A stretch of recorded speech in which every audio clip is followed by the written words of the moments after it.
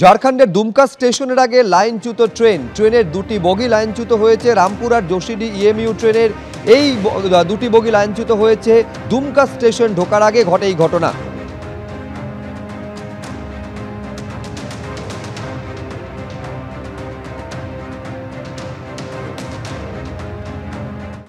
প্রাথমিক থেকে শুরু করে নবম দশম কিংবা একাদশ দ্বাদশ গত কয়েক বছরে একের পর এক নিয়োগে উঠেছে ব্যাপক দুর্নীতির অভিযোগ। এসএসসির প্রায় 26,000 চাকরি বাতিল হয়েছে। প্রাথমিকের 32,000 চাকরির ওপর খাঁড়া ঝুলছে। এই প্রেক্ষাপটে বিরোধীরা প্রশ্ন তুলছে, এ রাজ্যে চাকরি প্রার্থী এবং চাকরিজীবীদের এত অনিশ্চয়তার মধ্যে কেন দিন কাটাতে হয়?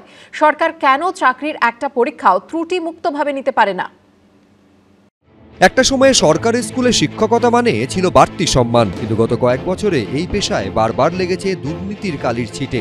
সৌজন্যে নিয়োগ দুর্নীতি, ক্লাসরুম ছেড়ে শিক্ষকদের বসতে হয়েছে পথে, খেতে হয়েছে লাথি থেকে লাঠি। প্রাথমিক থেকে শুরু করে নবম দশম, একাদশ দ্বাদশ কিংবা গ্রুপ সি গ্রুপ ডি, একের পর এক নিয়োগে উঠেছে ব্যাপক দুর্নীতির অভিযোগ। যে চাকরির জন্য তরুণ তরুণীরা দিনরাত এক করে প্রস্তুতি নিয়েছিলেন, কোটি কোটি টাকার বিনিময়ে সেই চাকরি বিক্রি করা হয়েছে অযোগ্যদের। তার খেসারত দিতে হয়েছে সেই যোগ্যদেরই, কারণ আদালতের রায়ে এসএসসি 2016 সালের গোটা প্যানেলই বাতিল হয়েছে। অযোগ্যদের পাশাপাশি চাকরি হারিয়ে পথে বসতে হয়েছে যোগ্য প্রার্থীদেরও।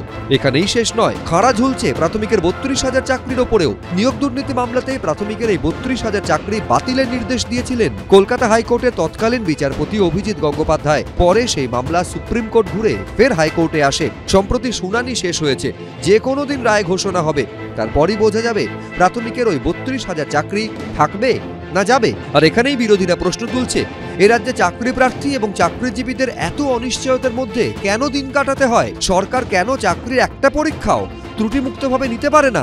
পুরো সরকারের ব্যর্থতা, কারণ কমিশনকে সরকার গাইড করে যাচ্ছে।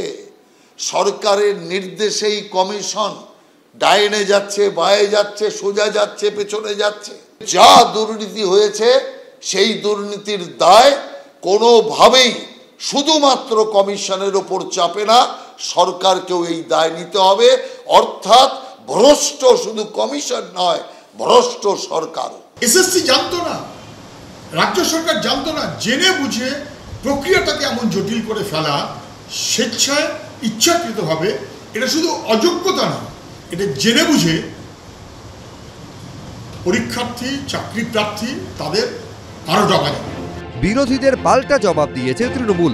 নাটক কারা করেছে তারা দেখছি। সরকার কোনো নিয়োগ প্রক্রিয়া ঘাটেনি, নিয়োগ প্রক্রিয়া ঘাটছে এই রামবামের যৌথ উকিলের নেক্সাস। এই রাজনৈতিক অতৃপ্ত প্রেতাত্মারা, এরা চায় না বিধানসভা নির্বাচনের আগে যদি নিয়োগ হয়ে যায়, তাহলে তো যে অস্ত্রটা ব্যবহার করে চলেছে এরা, যে নিয়োগ হচ্ছে না সেই অস্ত্রটাই নষ্ট হয়ে যাবে। তার জন্য যেন তেন প্রকারে এই নির্বাচনী প্রক্রিয়াকে ভেস্তে দেওয়ার নাটক চলছে।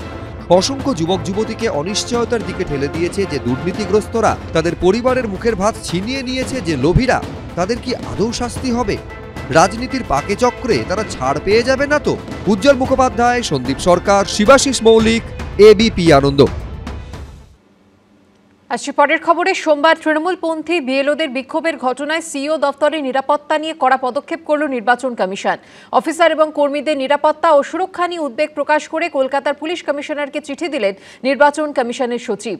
48 ঘন্টার মধ্যে চাওয়া হলো অ্যাকশন টেকেন রিপোর্ট। আর এই চিঠি আসার পরেই সিইও দফতরে সংবাদ মাধ্যমের প্রবেশে জারি করা হলো নিষেধাজ্ঞা। তবে কার নির্দেশ তা নিয়ে ধোঁয়াশা তৈরি হয়েছে।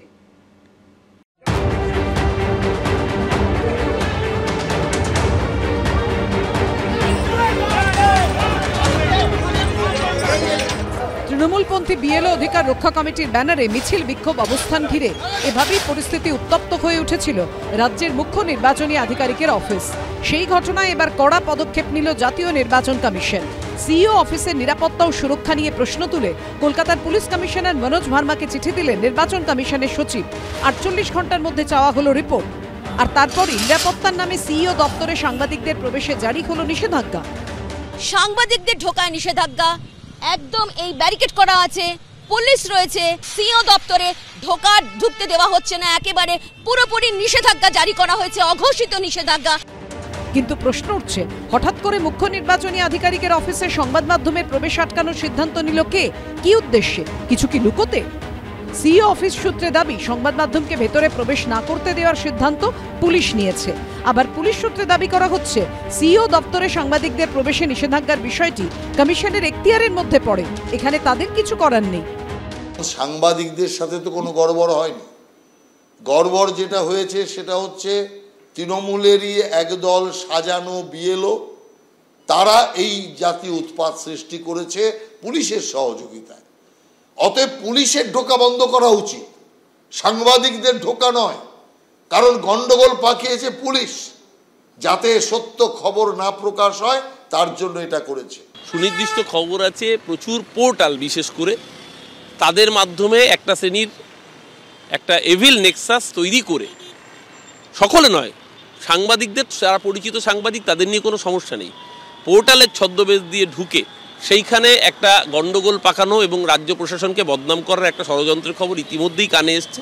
তার জন্য পুলিশ প্রিভেন্টিভ মেজার নিয়েছে। এর সঙ্গে সাংবাদিকদের নিয়ন্ত্রণ করা বা সংবাদ মাধ্যমের কন্ট্রোলের কোনো ঘটনা নেই। সোমবার তৃণমূলপন্থী বিএলও সংগঠনের অবস্থান ঘিরে ধুন্ধুমার পরিস্থিতি তৈরি হয় মুখ্য নির্বাচনী আধিকারিকের অফিসের ভেতরে বাইরে। রাতভর চলে অবস্থান। এর প্রেক্ষিতে সিইও অফিস ও অফিসের কর্মীদের নিরাপত্তা নিয়ে কলকাতার পুলিশ কমিশনারকে কড়া চিঠি দেয় কমিশন, যেখানে মনোজ ভার্মার উদ্দেশ্যে কমিশনের সচিব লিখেছেন, নির্বাচন কমিশনের নজরে এসেছে 24শে নভেম্বর পশ্চিমবঙ্গের মুখ্য নির্বাচনী আধিকারিকের অফিসে গুরুতর নিরাপত্তা লঙ্ঘনের ঘটনা ঘটেছে, যা সংবাদ মাধ্যমে ব্যাপকভাবে প্রকাশিত হয়েছে। পরিস্থিতি সামাল দেওয়ার জন্য সিইও অফিসের বর্তমান নিরাপত্তা ব্যবস্থাকে অপর্যাপ্ত বলে মনে হচ্ছে। ঘটনাটি নির্বাচন কমিশন গুরুত্ব সহ দেখছে এবং সিইও অফিস, অফিসারদের বাসভবন ও তাদের যাতায়াতের ক্ষেত্রে নিরাপত্তা নিশ্চিত করতে পুলিশকে ব্যবস্থা গ্রহণ করতে হবে। এ রাজ্যে কেউই নিরাপদ নয়, না মহিলারা, না মাস্টারমশাইরা, না সরকারি কর্মচারীরা, না নির্বাচন দপ্তরের আধিকারিকরা। একমাত্র এ রাজ্যে নিরাপদ হয়ে রয়েছেন পুলিশের ঘেরাটোপে থেকে মুখ্যমন্ত্রী, তার ভাইপো আর তাদের বসংবদ তৃণমূলের কিছু নেতা, যাদেরকে পুলিশ গার্ড দিয়ে পুষে রেখেছে। নির্বাচন কমিশন যদি নিরাপত্তাহীনতায় ভোগে, তাহলে সেখানে গণতন্ত্র কি করে কাজ করে আর মানুষই বা কি করে নিরাপত্তার সঙ্গে চলে? নিরাপত্তা বিঘ্নিত হচ্ছে বলে সেই জন্য সিপিকে চিঠি দিতে পারেন। কিন্তু তার সঙ্গে সঙ্গে আরও একটা খুব গভীর প্রশ্ন, বিএলওরা গিয়ে তাদের কাছে গিয়ে পৌঁছতে চাইছে, তাদের অভাব অভিযোগ, তাদের অসুবিধে জানাতে চাইছে।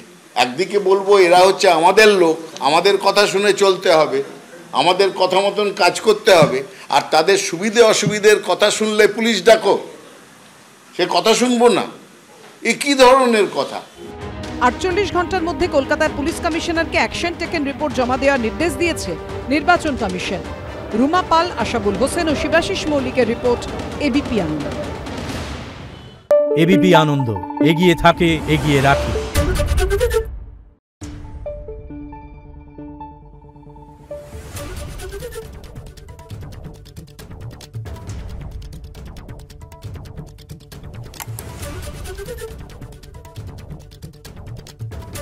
Thank you.